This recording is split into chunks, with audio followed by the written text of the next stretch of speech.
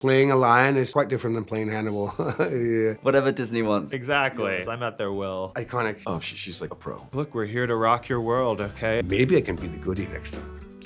A story about a prince who would come to be known as Scar and an orphan named Mufasa. I wanted to know what your first reaction to reading Jeff Nathanson's script was, because the original movie has obviously a soft spot in my heart, as it does yours, I'm sure. I was like, my childhood is a lie. What is it? What's happening? Scar? This film doesn't deny anything that's in the original film. I got the pitch first from Barry, and I loved what he was saying. And then I read the script, and it was beautiful. And when I first read the script, I was really impressed. You know, as someone who had a connection to these two characters, Jeff had just taken their story to a place that I just did not expect. He added a layer of complexity that I thought was really relevant for the modern world. And I thought it was something that was very essential, you know, I think, to this sort of like Lion King universe, however you want to refer to it.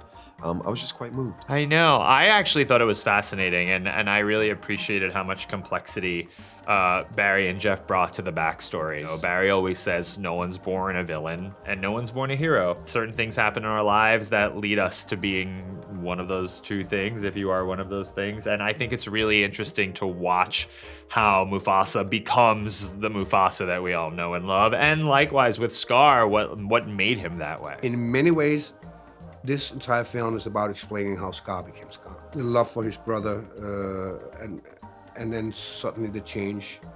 Though his brother is just braver than me, and then his heart getting more and more dark. I thought it was a very Shakespearean, beautiful, and brave story from Disney to tell. Not defend the badly, but explain. There was like a TV show where Scar got his scar from a snake. Look, we're here to rock your world, okay? Unexpected things happen every day. This is not a drill! There will be one Lion King. Played some huge villains in your career as well, in Hannibal, Casino Royale, of course, too. How did those characters potentially influence your portrayal of Kairos? Not that much. I mean, this is a little larger than life, because obviously it's a lifted universe. It's the Disney world. It's also musical, so it's lifted in a different way. Playing a lion is quite different than playing Hannibal. Yeah. I have to match that gigantic creature, so I had to take my voice down a little deeper. Be a little more growly. He would not like to face Kairos one-to-one unless he has something up his sleeve. We have come to rule without mercy. I had a really good friend of mine said to me a few years ago, you know, Barry, you should try to do something that you're not good at. I think she was saying, you know, try to learn a new language, you know, or try to learn to make soups, you know, from scratch. The way this film is made, this technology, is something I had never had any experience with. And at first that was quite daunting. Once we sort of got into the process and got over the initial shock, it inspired some really wonderful things. But I think that idea of remaining sort of a novice, you know, and acquiring new skills is something I'll take with me. It was the same group of animators and visual effects artists who worked on this film as worked on the 2019 film. So in a certain way, we had a head start because they were already familiar with the technology. They sort of knew what worked and maybe what didn't work. John was really clear. He was really nice. And he said, look, only learn as much of the technology as you feel you need to, and don't let it be a hindrance, you know, to your storytelling, which I thought was very simple, but very useful advice. It's time I'll tell you a story. A story! Yeah, Seth and I recorded everything together, and we improvised a ton, and a remarkable amount of that improv ended up in the movie. I think maybe 90% of what Timon and Pumbaa say in the movie seriously was improvised in the recording booth. So yeah, I think Timon and Pumbaa have this meta quality to them in the movie, and I think sometimes in this film they're talking to the adults in the room as much as they're talking to the kids. I think that works, you know, like it breaks up these very intense emotional scenes that are in the center of the story with Mufasa, and hopefully people enjoy it. Before you go, bye-bye. There you go. Bye-bye. How was it working with Lin-Manuel Miranda? It was an honor. If you walk into this film, so something you grew up with, like, I think, remember in Indiana Jones as well, it was like I grew up with that.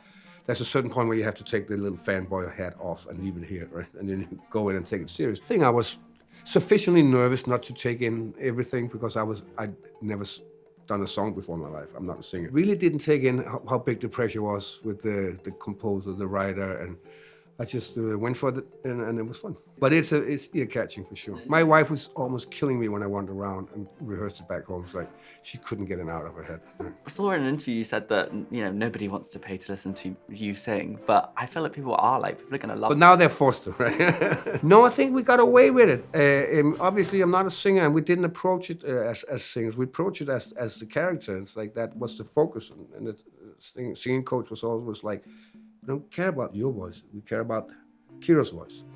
And every time we went that way, it was so much smoother. Every time I tried to be a singer, it was like, stop, let's go back. And so the earth must shake.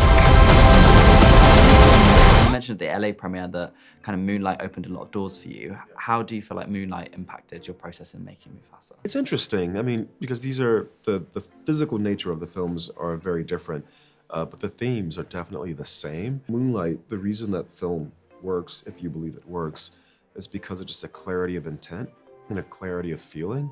And you can assume that something this big in scale lacks that clarity of intent or lacks that clarity of feeling. But as you were asking the question about Jeff's script, you know, I really, throughout this 4-year process, really relied on that initial feeling of when I read the script, the complexity in the characters, what I felt like this movie was saying about the present world, almost as a reflection of what the original film said about the world in 1994. I just thought it was a really interesting way of approaching this. And so if the clarity of intent, the clarity of feeling worked at the scale of Moonlight, why would it not work at the scale of Mufasa? It's important that big blockbusters still have that heart. I agree. It's iconic. It was just an honor working with him. Because a lot of us are film actors, we're used to the camera somewhere here, and so our face and eyes can tell a lot of the story. Since we didn't have the camera here, we are a little reluctant to go big enough in a thing like this. And he would always go, mass, bigger than that. Just go for it, you know? And that was fun. It was just fun to throw yourself out there. Barry was the go-to for all our questions, you know? We had very little to go from in the beginning, except the story, but we had one drawing. It's like, is that it? Okay, let's go, let's do a scene. Next time we saw each other, we had a little animated version of the scene, but nothing. That was super interesting. I don't think it's something you can prepare yourself to. It's just, Barry just had to bring us all in the same boat, and he was a master of that. You expect us to follow this hallucinating baboon? You've mentioned before about Timon and Pumbaa prequel. What do you envision for the story of these like two ultimate outsiders? Well, they're best friends, but we don't know how that relationship developed. And so that would be fun, or maybe some type of kind of road trip adventure they go on, something really fun, introduce some new characters along the way while also interacting with the classic characters. But yeah, I think a real fun, fast comedy with Timon and Pumbaa, and maybe some songs by Lin-Manuel, since he did not write us a new song in this movie, which Seth and I are very upset about, and we have made our feelings known about. I think we had a really specific job in this movie, especially because we're outside the story and helping narrate it. Seth and I just get in the room. We're really trying to make each other laugh and make the other people in the room laugh. Barry laughs at everything. He's so supportive, and really encouraged us to just feel very free in trying whatever we wanted to do. And I think you can feel that while watching our scenes in the movie. Yeah, we'll narrate other Disney movies. You know, we'll narrate Lilo and Stitch, whatever. We'll show up. Whatever Disney wants. Exactly. Yes, I'm at their will. Move your head and let me see. Come on. Oh, this is the thing. And would you like to do more animation? I would love to. It would be fun. I mean, this has been super iconic. I've done a few things where I dubbed the Danish version, but that's more like copying the American. You just have to lean as close as you can to the original one, right? If it comes my way again, I'm absolutely game. Maybe I can be the goodie next time. That will make everybody cry. Like that. Everybody will cry then. With the original Lion King, did you watch the animation first? Was it the musical first? My daughter's film, right? So I watched it again and again with her, and my son as well later on. So yeah, that was her generation, like iconic film, and it became mine as well. But they, you know, they're sufficiently old that they're not getting that blown away anymore. So, but I think they're pretty proud. We owe that to each other.